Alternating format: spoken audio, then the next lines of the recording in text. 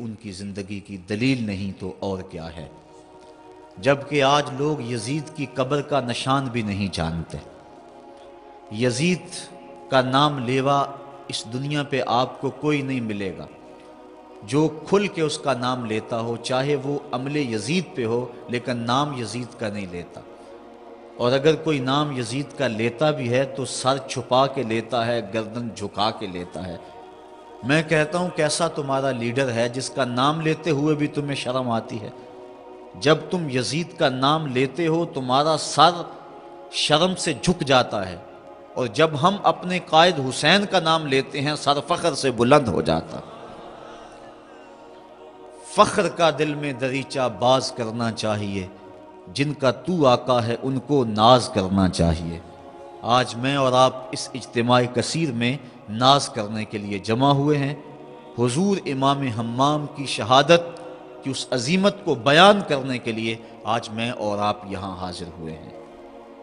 کربلا کا واقعہ ایک معمولی حادثہ نہیں تھا، بلکہ دو کرداروں کا نام ہے۔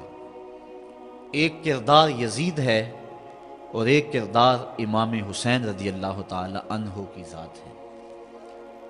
یزید ظلم کا بانی تھا اور امام حسین حق کے علم بردار تھے۔ یزید نے اسلام کی قدروں کو پامال کرنا چاہا، حضرت امام حسین اپنا خون لے کے دشت کربلا میں آ گئے اور انہوں نے حق کی قدروں کو پامال ہونے سے بچا لیا۔ یزید داخل دشنام ہو گیا اور امام حمام کا نام قیامت تک چمکتا رہے گا، روشن اور تابہ رہے گا۔ حضرت نبی رحمت شفیع معظم رسول محتشم صلی اللہ علیہ وآلہ وسلم نے جس محنت کے ساتھ دین کی آبیاری کی تھی اور مکے کے اندر دعوت رشد و ہدایت دے کے لوگوں تک پیغام حق پہنچایا، پھر مدینے کے اندر زندگی کے ایک ایک لمحے کو مصروف عمل رکھا، اپنی زندگی، اپنی جوانی، اپنا لڑکپن، سن کہولت کی ساری عمر دین کی راہوں پہ بچھا دی، اور اللہ اور اس کے رسول کے کلمہ کو بلند کرنے کے لیے حضور نے شب و روز ایک کیا۔ گھر میں فاقے رہے لیکن دین کا کام اور تبلیغ جاری رہی۔ امام منذری نے الترغیب والترہیب کے اندر ایک واقعہ لکھا ہے کہ ایک دن حضور نبی رحمت صلی اللہ علیہ وآلہ وسلم سخت بھوک میں مسجد نبوی سے باہر آئے تو آگے شیخین کھڑے تھے، چند اور صحابی مل گئے، چند قدم آگے چلے تو حضرت ابو ایوب انصاری رضی اللہ تعالی عنہ کا مکان آ گیا۔ وہ خوشبو رسول سونگھ کے جلدی جلدی گھر سے باہر آ گئے اور عرض کی حضور آپ میرے مہمان بن جائیں اور مجھے چند لمحوں کے لیے میزبانی کا شرف بخش دیں۔ آقا کریم نے فرمایا ابو ایوب تمہاری مرضی۔ حضرت ابو ایوب انصاری نے جلدی جلدی چٹائی بچھائی، حضور کو بٹھایا اور اہل خانہ کو بکری کا ایک بچہ ذبح کر کے دیا، کہا جلدی جلدی کھانا تیار کر دو، میرے آقا کو سخت بھوک لگی ہوئی ہے۔ یہ کہہ کے حضور کی خدمت میں آ کے بیٹھ گئے۔ جو ہی نظر جمال جہاں آرا پہ پڑی تو گھبرا گئے کہ چہرے پہ آثار نقاہت تھے، پتہ نہیں کتنے دنوں سے حضور نے کھانا نہیں کھایا۔ جلدی جلدی اپنے باغ میں گئے، کھجوروں کا ایک خوشہ توڑا اور حضور کے سامنے رکھ دیا۔ عرض کی حضور کھانا پکنے میں دیر ہے، اتنی دیر تک یہ کھجوریں تناول فرمائیں۔ امام منذری لکھتے ہیں جب کھانا پک کے تیار ہو گیا اور حضور کے سامنے رکھ دیا گیا اور عرض کی گئی حضور یہ تناول فرمائیں، تو جو ہی نظر حضور کی اس کھانے پہ پڑی تو آنکھیں اشک بار ہو گئیں، اور پھر ایک روٹی پکڑی اور چند بوٹیاں لے کر ایک خادم کے ہاتھ میں دیتے ہوئے کہا جاؤ ہمارے گھر دے آؤ، میری بیٹی فاطمہ کتنے دنوں سے بھوکی بیٹھی ہے۔ مال کے کونین ہیں گو پاس کچھ رکھتے نہیں، دو جہاں کی نعمتیں ہیں ان کے خالی ہاتھ میں۔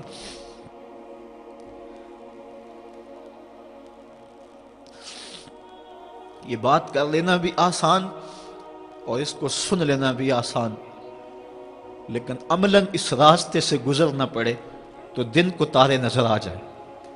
گھر میں بیٹی فاقوں سے ہو، میں دیکھوں کیسے تبلیغ جاری رہتی ہے، کیسے تقریر جاری رہتی ہے. گھر میں بیٹی فاقوں سے ہے لیکن پیغمبر اسلام تبلیغ جاری کیے ہوئے ہیں. کبھی طائف کے بازاروں میں پتھر کھائے جا رہے ہیں. درود شریف پڑھیے.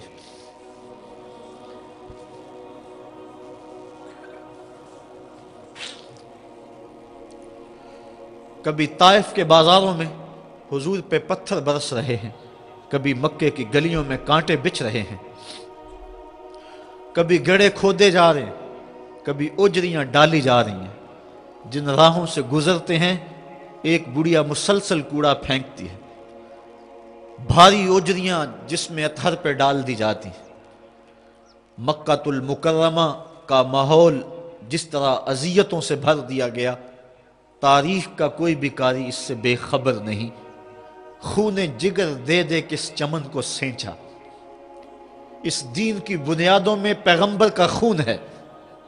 آج ہم مسجد میں آئے تو اے سی لگا ہوا تھا، قالین بچھے ہوئے تھے، پردے لٹک رہے تھے، اچھا ماحول بنا ہوا تھا. لیکن ذرا دیکھیں 14 صدیاں پیچھے پلٹ کے کہ حضور ہاتھ میں پتھر اٹھائے ہیں اور مسجد نبوی کی تعمیر کر رہے ہیں. اس دین کے لیے کن کن راہوں سے گزرتے ہیں. شاب ابی طالب کے اندر جو دکھ سہے، جو تکلیفیں برداشت کی، ان کو کون بھول سکتا ہے. حضور کے جان نثاروں نے جو قربانیاں دی ان کو کون بھول سکتا ہے. کتب تواریخ پڑھیں کہ عورتوں کی چھاتیوں سے دودھ سوکھ گیا، اور جب شاب ابی طالب کی گھاٹی میں بچے روتے ہیں، چیختے ہیں، بھوک سے تڑپتے ہیں، تو مائیں یہ کہہ کے چپ کراتی ہیں، بیٹا چپ کر جاؤ، اگر کافروں نے سن لیا تو آقا کو تانے دیں گے. تو وہ بچے بھی چپ ہو جاتے ہیں. اس دین کو جس انداز سے حضور نے اس کی آبیاری کی اور اس کی بنیادوں میں اپنا اور اپنے اصحاب کا لہو دیا، بلال حبشی کی قربانیوں کو کون بھول سکتا ہے. حضرت سمیہ کی قربانی کو کون بھول سکتا ہے. حضرت عمار ابن یاسر کی قربانی کو کون بھول سکتا ہے. اس دین کے چمن کو سینچا، اور جب دین کے چمن پہ پھل آیا تو اللہ تعالیٰ جل شانہ نے اپنے محبوب کو کہا کہ محبوب اب تیری مرضی کیا ہے، اس چمن کو 4 دن دیکھنا ہے یا کہ میرے پاس آنا ہے. تو حضور نے عرض کی مالک جو میری ذمہ داری تھی وہ میں نے پوری کر لی. اللہم بالرفیق الاعلی، میں تو تیرے حضور حاضر ہونا چاہتا ہوں. صحابہ نے اس چمن کی پھر آبیاری کی. حضرت ابو بکر صدیق رضی اللہ تعالیٰ عنہ نے اپنا خون جگر پیش کیا. حضرت عمر فاروق رضی اللہ تعالیٰ عنہ نے اپنی زندگی کا ایک ایک لمحہ اس دین کے لیے صرف کر دیا اور سارے دور خلافت میں سو کر نہیں دیکھا. حضرت عثمان غنی نے وہ حضور نے جو خلافت کی قمیض دی تھی اس کی آبرو بچانے کے لیے قربانی دے دی. بھوکے اور پیاسے شہادت قبول کر لی لیکن جبر کو قبول نہ کیا. حضرت علی المرتضیٰ رضی اللہ تعالیٰ عنہ نے جس انداز سے جرت اور پامردی کا مظاہرہ کیا وہ بھی تاریخ کے سامنے ہے. وقت گزرتا گیا حتیٰ کہ 60 ہجری میں یزید تخت نشین ہوا. یزید بدکار شخص تھا. ابن اسیر اور دیگر بڑی بڑی معتبر کتب تواریخ میں اس کے سیاہ کارناموں کے تذکرے موجود ہیں. وہ زانی تھا، شرابی تھا، مسلمانوں کا قاتل تھا.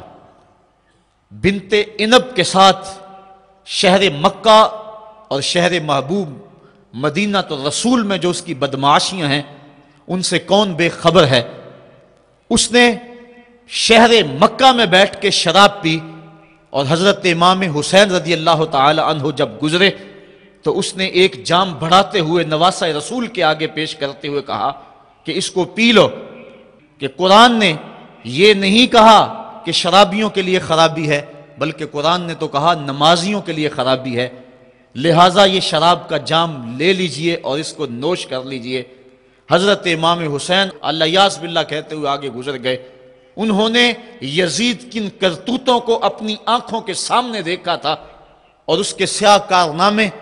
حضرت عبداللہ فرماتے ہیں کہ ہم نے اس وقت اس پہ خروج کیا جب ہمیں یقین ہو گیا کہ اس کی کرتوتوں کی وجہ سے آسمان سے کہیں پتھر نہ برسنے لگ جائیں۔